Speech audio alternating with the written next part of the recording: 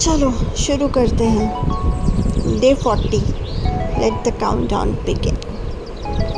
सो ये काउंटडाउन इसलिए क्योंकि कोई बड़ा गोल अचीव करने के लिए ना हमें उस बड़े गोल को छोटे छोटे गोल में तोड़ देना चाहिए। और फिर आप इन जब छोटे छोटे गोल्स को अचीव करने के लिए एक एक स्टेप बढ़ाते हैं तो ऐसा आपको लगेगा कि अरे आप अपने बड़े गोल की तरफ मूव कर रहे हैं। जैसे कि सीढ़ी का फर्स्ट से डायरेक्ट 10 स्टेप में नहीं जाते ना, एक एक स्टेप चलते हैं ना, वैसे ही ये मेरा डे 40 का फर्स्ट स्टेप है। बहुत सारे स्टेप मैं ऑलरेडी पहले ले चुकी हूँ, बट ये वीडियो सीरीज़ का फर्स्ट स्टेप है। और दूसरी बात, ये वीडियो हिंदी में है क्योंकि हम लोग नहीं, मैं हिंदी में सोचती हूँ तो मैं हिंदी में ही ज़्यादा अच्छे से एक्सप्रेस कर पाती हूँ। बीच बीच में थोड़े इंग्लिश वर्ड्स आ जाते हैं क्योंकि मेरी हिंदी भी इतनी अच्छी नहीं है और मैं हिंदी में भी वर्ड्स बोलते बोलते भूल जाती हूँ। पता नहीं, शायद कुछ तो गड़बड़ है कनेक्शन में। इमोशंस और वर्ड्स के बीच के जो कनेक्शन जो होता है ना, उसमें मेरे कुछ गड़बड़ है। मैं कुछ अलग फील कर रही होती हूँ, कुछ और बोल देती हूँ, कभी कभी कुछ बोलने जाती हूँ, भूल जाती हूँ। अभी ऐसा ही है, इसलिए मैं सबसे अच्छा एक्सप्रेस अपने पेंटिंग के थ्रू करती हूँ और वो भी बहुत ही एब्स्ट्रैक्ट है। जिसको जैसा समझना है समझ लो, वैसा वाला।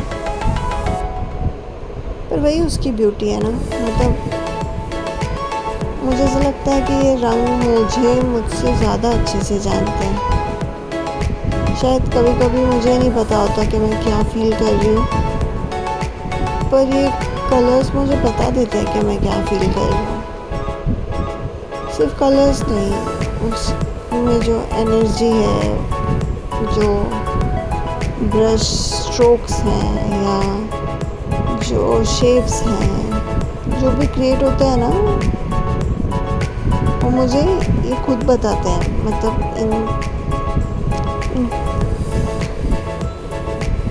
मैं क्रिएट नहीं कर रही, बट ये सब सबकॉन्शियस माइंड से हो रहा है। अब डे 40 का जो पहला वीडियो है, मुझे नींद तो आ रही है, पर क्या करें, मुझे बोलना भी है, मुझे वीडियो भी अपलोड करना है और मुझे पता नहीं कोई इससे सुन भी रहा है कि नहीं। पर नहीं भी सुन रहा तो मैं तो मेरा गोल अचीव कर रही हूँ ना। पर इन वीडियो के ज़रिए मैं आप लोग को बताऊंगी कि जब कोई आर्टिस्ट या मैं जब क्रिएट कर रही होती हूँ, उस पेंटिंग के पीछे का मतलब क्या है और वो पेंटिंग वैसी जैसी दिख रही है वो ऐसी क्यों है, वो मेरा नज़रिया बताऊंगी। जो आपको दिखता है आप मुझसे ज़रूर शेयर कीजिए, क्योंकि उससे मुझे बहुत सीखने को मिलता है और मैं आपको बताती हूँ कि मेरा क्या नज़रिया था। जैसे कि ये जो पेंटिंग मैं बना रही हूँ, इस पेंटिंग को बनाते वक्त मुझे रियलाइज़ हुआ कि पेंटिंग बनाना कितना डिफ़िकल्ट है। मतलब ये तो अभी सिर्फ आपको लेयर दिख रही होगी, पर इसके पीछे मैं ऑलरेडी 3 लेयर्स बना चुकी हूँ। मैंने इस पेंटिंग को पहले 2 साल पहले काम किया था, फिर मैं कल रात से वापस से इस पे काम कर रही हूँ। रात के कुछ घंटों पे काम करने के बाद मैंने सुबह उस पे काम किया। फिर मुझे कहीं जाना था तो मैं रेडी हो गई। अब जहाँ जाना है उधर मैं मना नहीं कर सकती, क्योंकि मैंने एक बार बोल दिया है कि मुझे जहाँ मिलने आऊँगी। और अभी मुझे पेंटिंग पे भी काम करना है। तो जो बीच का जो टाइम है ना, मैं उसको यूज़ करने की कोशिश कर रही हूँ। और मुझे ये मोमेंट को जाने नहीं देना, जो एक अंदर से एक एनर्जी आती है जो आपको बताती है कि मतलब आपको अभी पेंट करना है, आपको ये एक्सप्रेस करना है। और अगर वो मोमेंट चला गया तो वो एनर्जी चले जाएगी मुझे छोड़ के, मतलब वो मुझे वापस ये फील नहीं करवाएगी। हाँ, तो मेरे को अभी ये पेंटिंग करनी है और मुझे मेरा सूट ड्रेस ख़राब नहीं करना। पर पेंटिंग में बहुत ज़्यादा ऐसे मैडनेस वाले कलर्स हैं। अच्छा, तो मुद्दे पे आते हैं। ये पेंटिंग हाँ, ये पेंटिंग को बनाने के लिए मैंने बहुत सारे लेयर्स बनाए। अभी जो मैं बना रही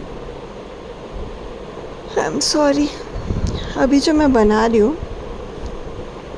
इस लेयर के बाद जो फर्स्ट लेयर थी ना, जो बहुत सुंदर बनी थी, फिर मैंने उसके ऊपर 2-3 और लेयर्स बनाई जो मुझे कम अच्छी लगने लगी। अभी मैं इतनी मेहनत कर रही हूँ और मैं उसको बहुत ही अच्छे से परफेक्ट बनाऊँगी। पर परफेक्शन मुझे पसंद नहीं है। मुझे वो पेंटिंग का कलर अच्छा ही नहीं लगेगा, या वो परफेक्शन मुझे अच्छा नहीं दिखता, तो मैं उसको ख़राब कर दूँगी और मैं फिर से उसके ऊपर कुछ बनाती हूँ।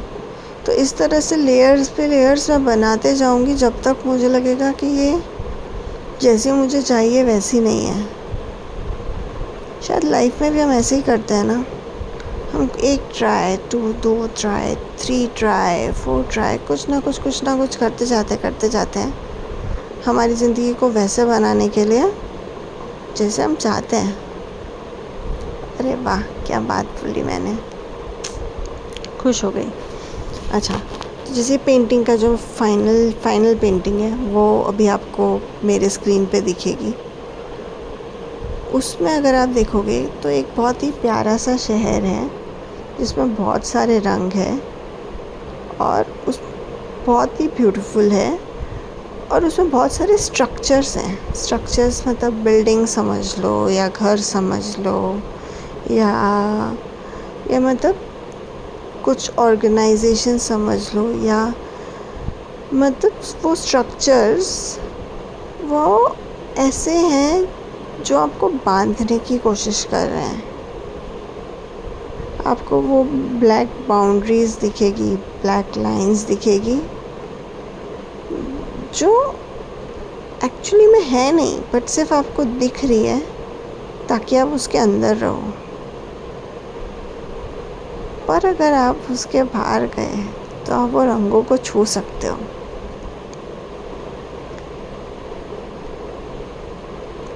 पर क्या होता है ना, हम जो चीज़ देखते हैं हम उसको ही रियल मान लेते हैं,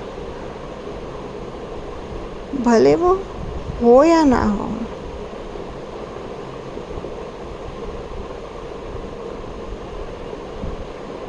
तो ये जितने भी बाउंड्रीज जो दिख रहे हैं ना, वो सारे आपको बांधने के लिए हैं।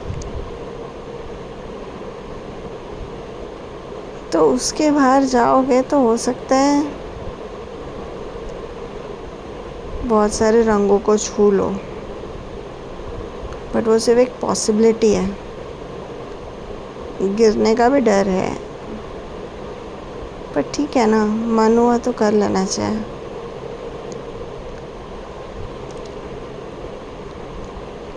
तो ये पेंटिंग बहुत ही मतलब स्पिरिचुअल इस सेंस में भी है। दूसरा, तुम्हारे ऑफिस स्पेस के लिए बहुत ही अच्छी पेंटिंग है जो आपको हमेशा याद दिलाएगी कि आपको रिस्क्स लेने चाहिए। मतलब थोड़े से कैलकुलेटेड रिस्क, कहाँ बाउंड्री है, कहाँ से बाउंड्री दिख रही है, उसका फ़र्क करना आना चाहिए। तो ये पेंटिंग सिर्फ इसके बारे में है कि तुम्हें पहचानना है कि बाउंड्री है या दिख रही है कब जब बाउंड्री सिर्फ दिख रही है उसके बाहर जाके वो रंगों को छू लेना चाहिए। सो सारे रिस्क टेकर्स वही तो करते हैं। ऐसा नहीं है कि खिड़की खोली और कूद गए। उनको पता होता है कि उस खिड़की के बाहर कदम रखने पे नीचे एक प्लेटफॉर्म है जिसके ऊपर तुम खड़े होके वो रंगों को छू सकते हो। ये पेंटिंग उसके बारे में है। मुझे आप लोग बताना कि आपको क्या फ़ील हो रहा है ये पेंटिंग को देख के।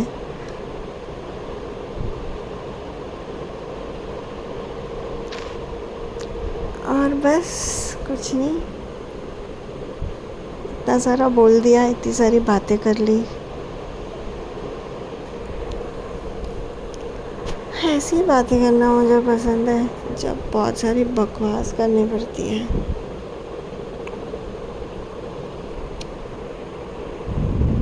ओके, बाय, मिलते हैं कल। होपफुली मैं कुछ और अच्छा क्रिएट करूं और आपसे शेयर करूं।